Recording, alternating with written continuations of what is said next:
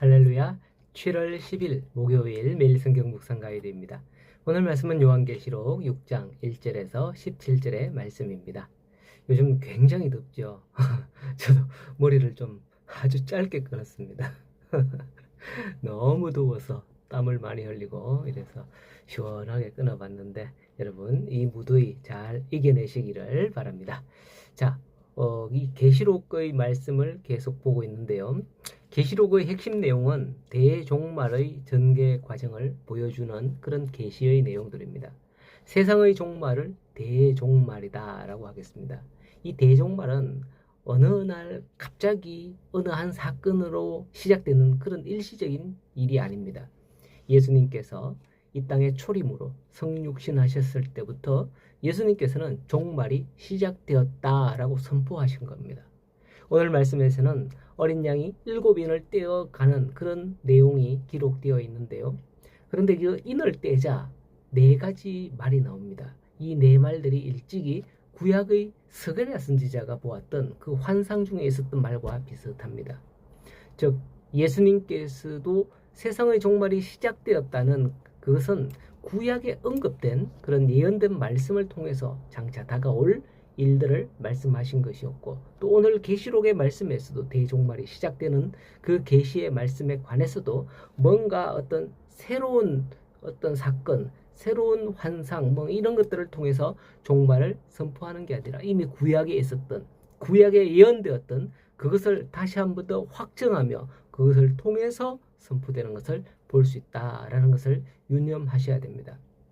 어쩌면 요한 사도가 보고 기록한 계시록의 많은 사건들은 구약의 에스겔, 그리고 다니엘, 스가랴 등등의 그 내용들과 비슷하거나 그런 형식의 그런 내용들, 그런 예언들의 내용들을 언급하기에 뭔가 새로운 게 없나, 혹시 그런 예언을 반복하는 건가, 이렇게 생각할 수도 있습니다. 하지만 그것은 하나님께서 우리에게 뭔가를 알리시거나 깨닫게 하실 때에 전혀 새로운 것을 가지고 알리시지 않는다라는 것을 알 수가 있는 겁니다.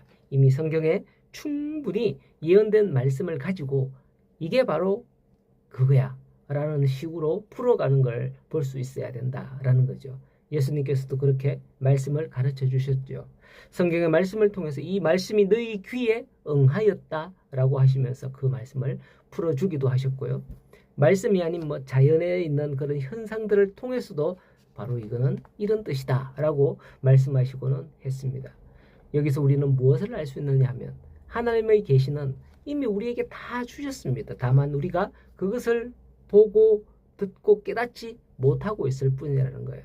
예를 들자면 열왕기하 6장에 보면 아람 군대가 엘리사가 있던 도단성을 둘러싸고 치려고 했었죠.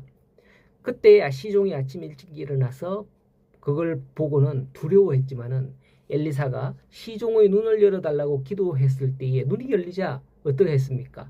하늘에 불말과 불병거들이 가득하게 자기들을 지키고 있는 것을 보게 되지 않았습니까?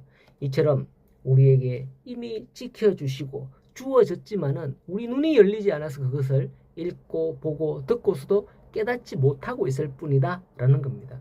그러므로 우리의 영안을 열어달라고 기도해야 할 겁니다. 그러면 무슨 일이 있어도 담대한 거죠. 담대하게 될 겁니다.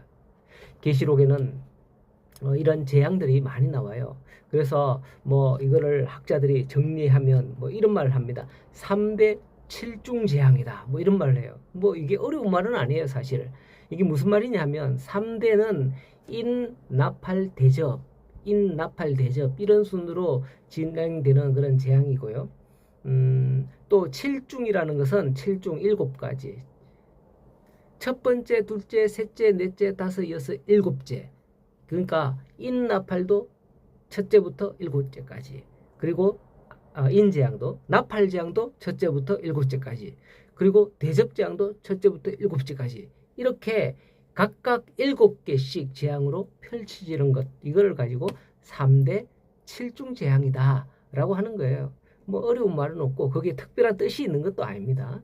자, 오늘은 그 중에 시작으로서의 7인의 재앙이 이제 시작이 됩니다. 1절에서 8절에 보면 먼저 4번째 인까지 떼는 그런 내용이 나오는데요. 그때 인을 뗄 때마다 네 종류의 그 각각 다른 색상의 말이 등장을 하게 됩니다. 그 탄자들은 모두 말세에 하나님의 심판의 도구로서 강력한 힘을 가지고 세상을 심판할 것임을 여기에서 설명하고 있는 거죠. 그리고 다섯 번째 인을 뗄 때는 앞의 네 재앙과는 조금 다르게 세상에 내려지는 재앙이 직접적으로 언급되지는 않고 그냥 무죄한 죽임을 당한 순교자들이 하나님께 자신들이 흘린 그 무죄한 피해에 대해서 공의로운 보응을 해달라고, 보상을 해달라고, 이거 원수를, 쉽게 말해서 원수를 갚아달라고 뭐 이런 거겠죠. 호소하고, 또 하나님께서는 이에 대해서 알겠다라고 듣고 응답한 그런 사실을 기록하고 있습니다. 하지만 즉시로 재앙이 임하지 않았다고 해서 다행인 건 아니고요. 재앙이 잠시 유보되었을 뿐 그것이 실행될 때는 앞의 네 재앙보다 더 심각한 재앙으로 임할 거예요. 그리고 여섯째 인을 뗄 때 그 규모나 강도 면에서 보면 매우 강력하고 아주 대대적인 것임을 마지막 오늘 본문에서 나오는 마지막이죠. 일곱째 인은 나중에 나오니까요. 오늘 본문에서 보면 여섯째 인을 낼 때 이러한 대대적인 그런 강력한 재앙이 임하는 걸 볼 수 있어요. 거의 지구의 4분의 1이 피해를 입는 거죠. 그렇기에 아마도 앞의 다섯 번째인 재앙에서는 개인적인 어떤 순교자들이 개인적인 원수, 보복 뭐 이런 거를 얘기하는 거라면 여섯 번째 재앙은 지구적 종말을 언급하는 것이다 라고 볼 수가 있는 거예요. 개인에서 전체로 확장되는 거죠.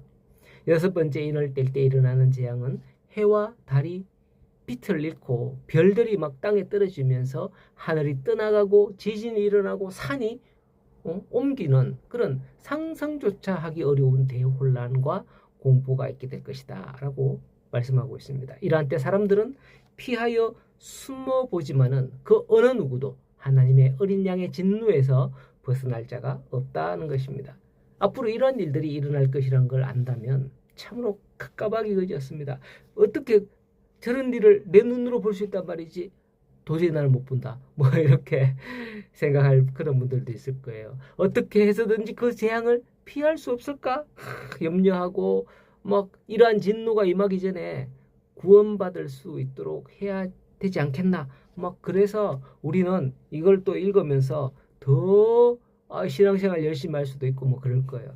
어쨌든 이 말씀은 회개치 않는 자들에게 내려지기를 소원합니다.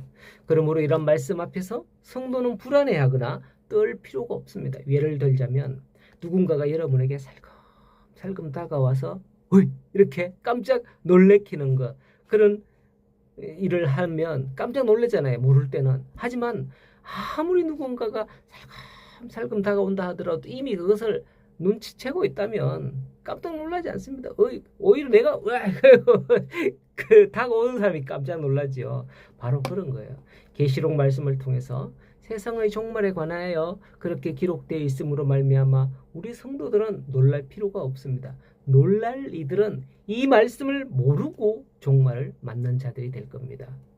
오늘도 주의 말씀을 깨달아서 알고 또 주님의 마음과 뜻을 알아. 하나님께서 이 세상을 결국 자기 손으로 만드신 이 세상을 심판할 수밖에 없구나 하는 그 하나님의 마음을 깨닫고 우리가 하나님의 마음을 따라서 살아가면서 오늘도 승리하는 그런 하루가 되기를 간절히 소원합니다.